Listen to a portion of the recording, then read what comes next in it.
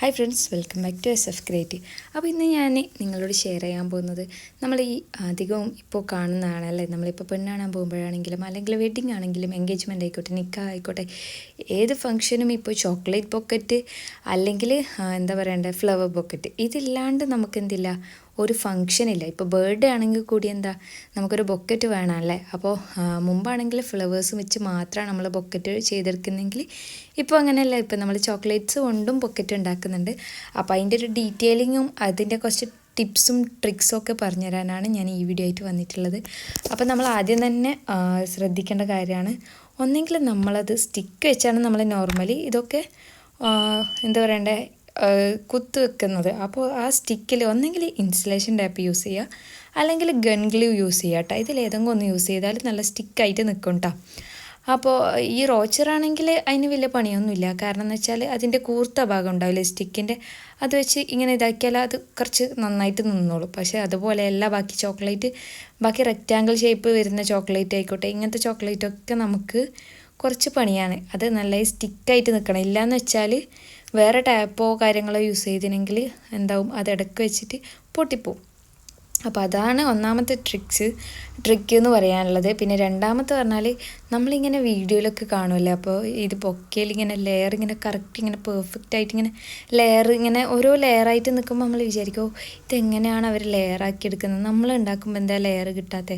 അതിൽ മെയിൻ എന്ന് പറഞ്ഞാൽ നമ്മൾ അതിൻ്റെ ബാക്ക് സൈഡിൽ ഒന്നെങ്കിൽ ഡബിൾ സൈഡ് വെച്ചിട്ട് ആ ഒരു ഷേപ്പിലാക്കിയെടുക്കും, അല്ലെങ്കിൽ ആ ഒരു ഷേപ്പിൽ ആ ഒരു ഷേപ്പിൽ വെച്ചതിൻ്റെ ശേഷം നമ്മൾ ട്രാൻസ്പെറൻറ്റ് ടാപ്പില്ലേ, അപ്പോൾ ആ ടാപ്പ് വെച്ചിട്ട് ഒന്ന് കവർ ചെയ്തെടുക്കും.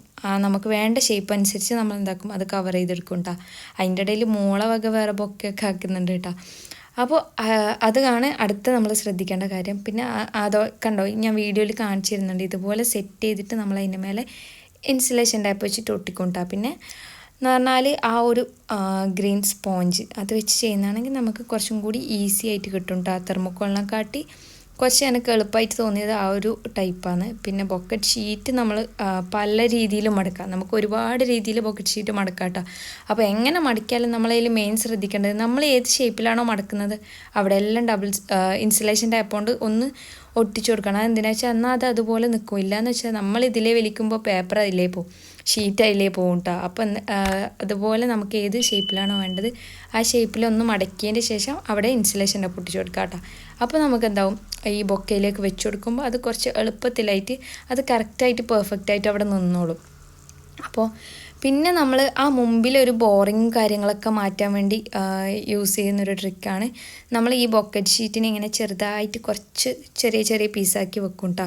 എന്നിട്ട് ലാസ്റ്റ് ആ ഫ്ലവേഴ്സും കാര്യങ്ങളൊക്കെ വെച്ചതിന് ശേഷം ഒന്നിൻ്റെ മേലെ ഒന്ന് ഇങ്ങനെ ആയിട്ടാണ് വെക്കേണ്ടത് കേട്ടോ. ചില ആൾ ഞാനും ആദ്യമൊക്കെ അങ്ങനെ തന്നെയാണ് ചെയ്തത് കേട്ടോ. അപ്പോൾ ഇങ്ങനെയാണ് ശരിക്കും വെച്ച് കൊടുക്കേണ്ടത്. ഞെറിവ് ഇട്ട് കൊടുക്കുന്നതിനെക്കാട്ടി എളുപ്പം ഇങ്ങനെ ആയിരിക്കും. പിന്നെ നമ്മൾ ഈ ഒരു നമ്മളെ എന്താ പറയണ്ടത് റിബൺ കെട്ടേണ്ടത് കുറച്ച് പണിയാണ്. നമ്മൾ കാണുമ്പോൾ വിചാരിക്കും ഇത് ഇത്ര ഈസിയാണെന്ന്, പക്ഷെ അങ്ങനെയല്ല. അത് കുറച്ച് ഏറ്റവും ഒരു ടഫ് സ്റ്റേജ്, എന്നെ സംബന്ധിച്ചൊരു ടഫ് സ്റ്റേജ് ഇതാണ് കേട്ടോ, ഈ ഒരു റിബൺ കെട്ടുന്ന സ്റ്റെപ്പ്. അപ്പോൾ നമ്മൾ ഈ ഇൻസുലേഷൻ ടാപ്പ് എവിടെയാണോ ഒട്ടിച്ചു കൊടുത്തത് ആ ഒരു രീതി അത് കവർ ചെയ്യുന്ന രീതിയിലായിരിക്കണം ഇത് ചെയ്യേണ്ടത് കേട്ടോ. അപ്പോൾ ഇത്രയും ടിപ്സും കാര്യങ്ങളാണ് എനിക്ക് നിങ്ങളോട് പറഞ്ഞുതരാനില്ലേ.